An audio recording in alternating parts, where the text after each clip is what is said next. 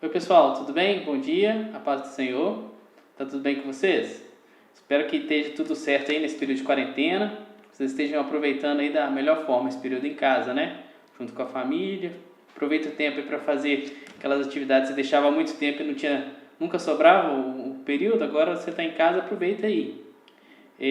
Vamos estudar agora então a nossa lição dos adolescentes. A lição número 2, o título é O Espírito Santo na Antiga Aliança. Vamos primeiro orar. Queria que você orasse comigo aí para Deus abençoar e para a gente poder entender o que Ele quer dizer para a gente nessa lição, nessa manhã. Senhor Jesus, muito obrigado por esse dia, por esse momento que o Senhor reservou aqui para que pudéssemos estar estudando a Tua Palavra e aprendendo mais de Ti, Pai querido.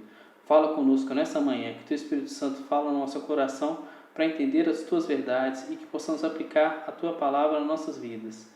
Graças te damos por tudo, meu Deus. Fala ao coração dos adolescentes, nos lares, e continua abençoando aquelas pessoas, Senhor, que estão mesmo reclusas em casa, Pai querido, que a Tua Palavra possa alcançá-las, Senhor, elas possam conhecer de Ti. Graças te damos. Amém. Pessoal, então, Espírito Santo na Antiga Aliança. Antiga Aliança a gente está falando principalmente, né, no Antigo Testamento, né, como é que era tratado o Espírito Santo. Já existia o Espírito Santo naquela época? Né? Como é que era o Espírito Santo no Antigo Testamento? A gente, quando fala no Novo Testamento, acho que é mais claro para a maioria das pessoas, porque a gente fala do Pentecostes, né, o derramamento do Espírito Santo. Então fica mais claro para as pessoas, para a gente. Mas o Espírito Santo já agia naquela época? Quando que criou o Espírito Santo? Ou ele já era desde sempre? Então, e a gente vai ver como era a atuação do Espírito Santo.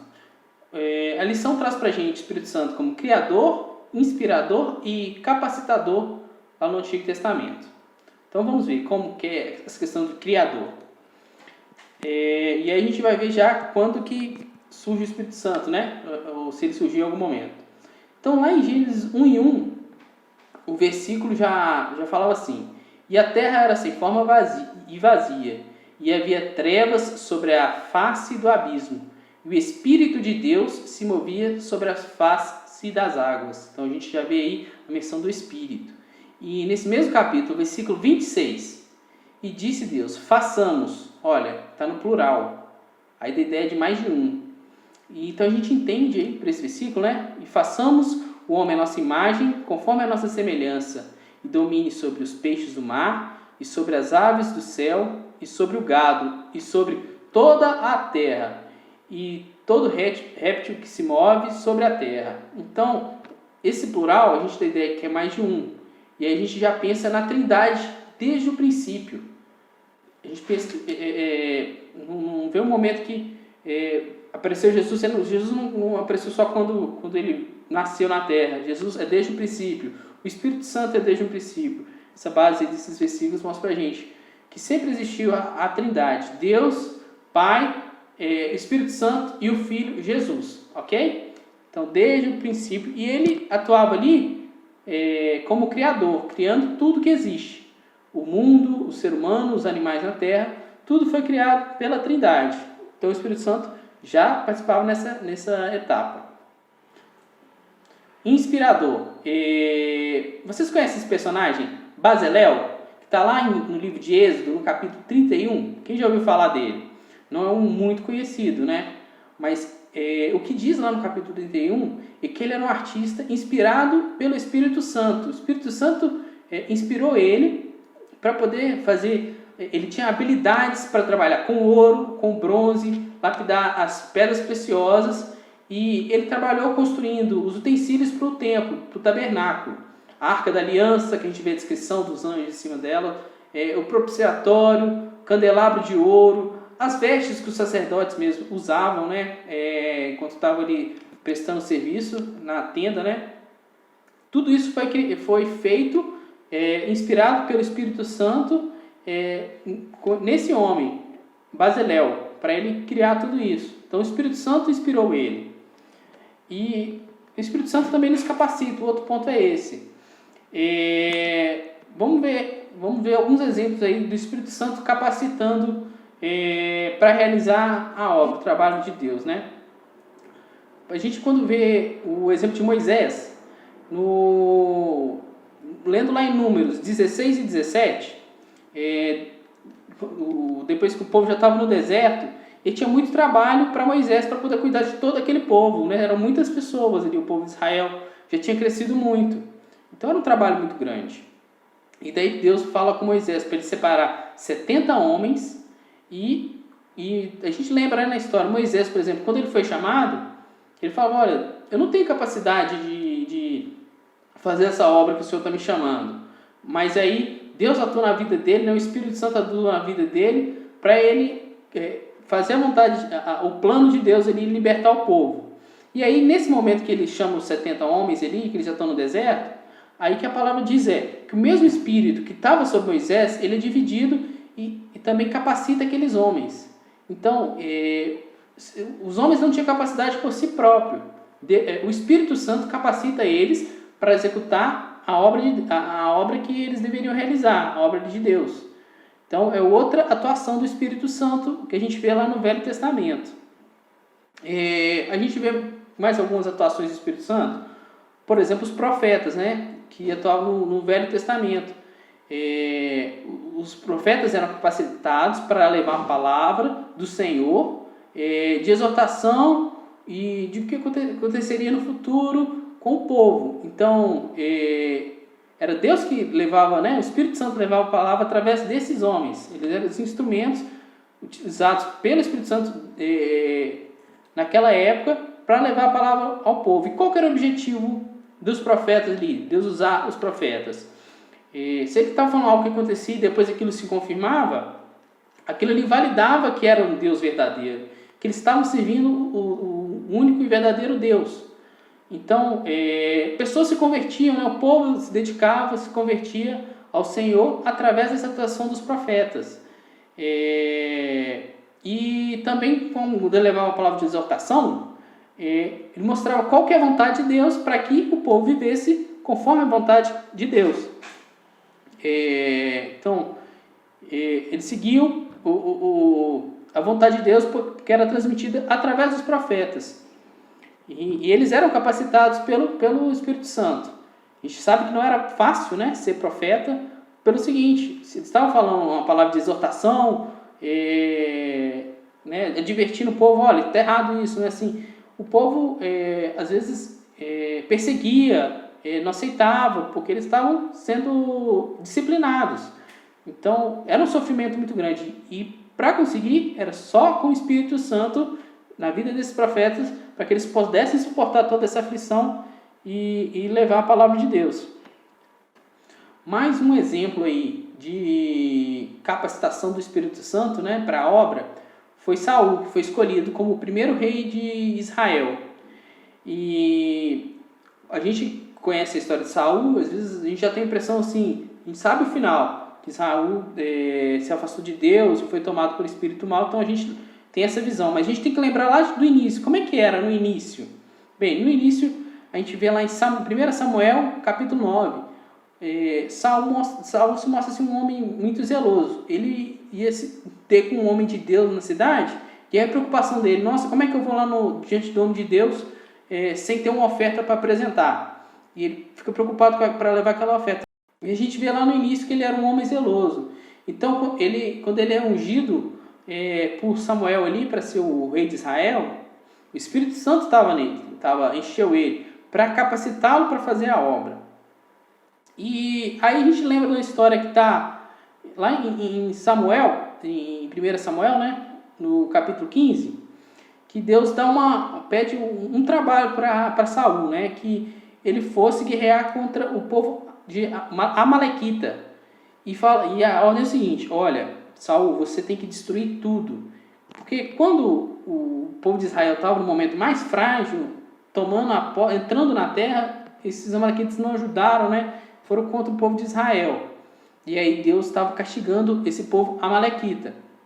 Aí Deus fala: olha, vai lá, destrói tudo, não poupa nada, nem homem, nem mulher, nem criança, nem os bois, animais, ouro, nada. Eu quero que destrua tudo. E aí Deus abençoa para que eles ganhem aquela batalha eles conquistam o povo, e aí o pessoal parece que esqueceu a ordem que Deus tinha dado para eles. Olha, e aí o Saul poupa o rei, o Malequita, Agag, que chama o rei, e poupa também o melhor dos bois, o melhor do ouro. Parece que encheu o olho ali do rei Saul, né, dos homens, encheu os olhos deles com aquelas coisas melhores, né? E eles pouparam. E aí Deus vai lá no profeta Samuel e incomoda. O profeta fala: olha, Saul, a ordem que eu dei para ele não cumpriu. Vai lá e chama a atenção dele. E aí o profeta chega lá para Saul e vê que tinha um pouco de coisa guardada que era para ser destruído, e fala: poxa, Saul, você não cumpriu o que Deus mandou? Aí fala: não, pera, isso aqui eu guardei, mas é para Deus que eu guardei. Esse aqui nós vamos levar em sacrifício, esse ouro aqui é para o templo do Senhor. E nesse momento, o que fala na Bíblia é que Deus se arrependeu de ter escolhido Saul e deixa ele,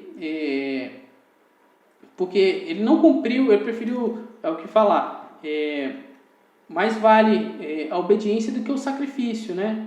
Então, ele não quis cumprir o que Deus mandava, e aí ele veio falar que era para sacrificar a Deus. Não sei se ele já tinha pensado de fato para sacrificar, ou se foi uma desculpa para se livrar do profeta, mas tentar driblar ali o profeta. Mas aí Deus sabe, né, o que está no nosso coração, e aí Deus abandona Saul. E aí em 1 Samuel, capítulo 16, versículo 13 e 14, fala que o Espírito Santo deixa Saul e vai se apossar de Davi, que seria o próximo rei.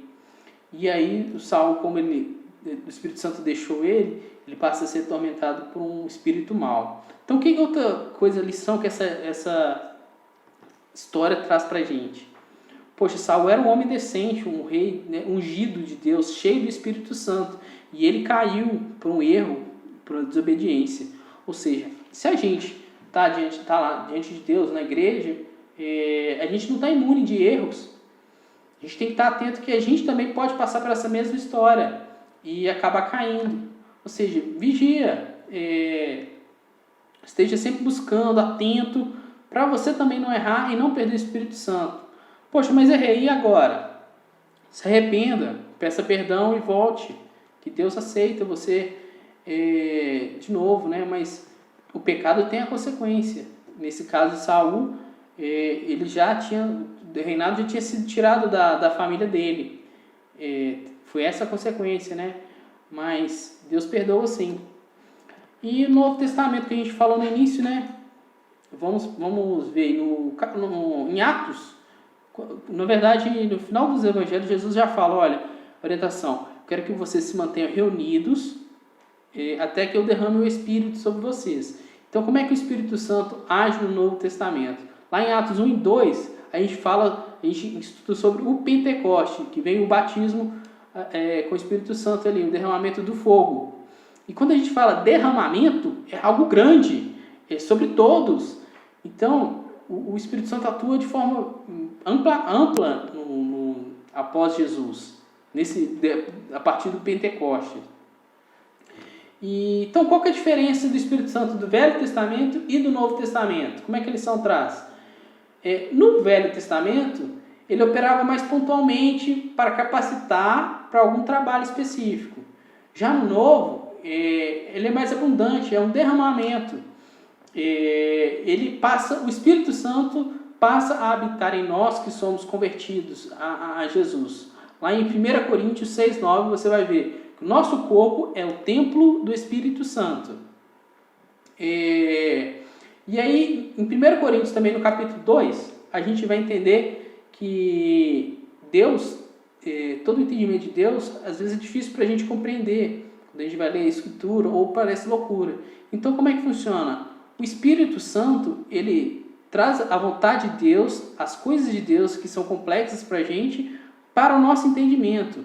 Aquilo que para o homem natural parece loucura, é difícil de entender, para aplicar, para entender essa palavra, o Espírito Santo traz para a gente. Então, por isso que antes da gente ler ou quando a gente vai estudar a Bíblia, é interessante a gente orar. Meu Deus, Espírito Santo, venha no meu coração para que eu possa entender de fato o que o Senhor quer ensinar aqui e que isso aqui seja verdade para mim. Então é isso, pessoal. Conclusão, né, para a nossa aula. A atuação do Espírito Santo veio lá de trás, no Antigo Testamento, e ele continua agindo. Então vamos buscar, né, essa atuação do Espírito Santo na nossa vida. E pegando o exemplo lá de Saul, vigiar, porque mesmo que a gente esteja cumprindo a obra hoje, né, dentro da casa do Senhor, a gente pode cair, pode se perder. Então, ficar atento, tá bom? Bom domingo de Páscoa para vocês, né? Vamos agradecer aí pelo nascimento e morte e ressurreição de Cristo, né, nessa data muito especial para nós cristãos. Então, tudo de bom para você, para sua família. Vamos orar para a gente encerrar. Agradeço vocês aí por dedicar esse tempo para a gente estudar a palavra. E tão breve a gente vai estar junto lá de novo na escola dominical, tá bom, pessoal? Vamos orar? Deus, muito obrigado por essa palavra, Senhor, que o Senhor trouxe para nós. Que o Teu Espírito Santo esteja conosco a todo momento, Senhor, para aprendermos cada vez mais de Ti, trazendo o discernimento, Senhor, da Tua palavra, Pai querido, o entendimento, Senhor, da Tua vontade. Graças Te damos por tudo. Abençoe a cada adolescente em casa, que esteja ali buscando a Ti, conhecendo mais de Ti, Pai querido.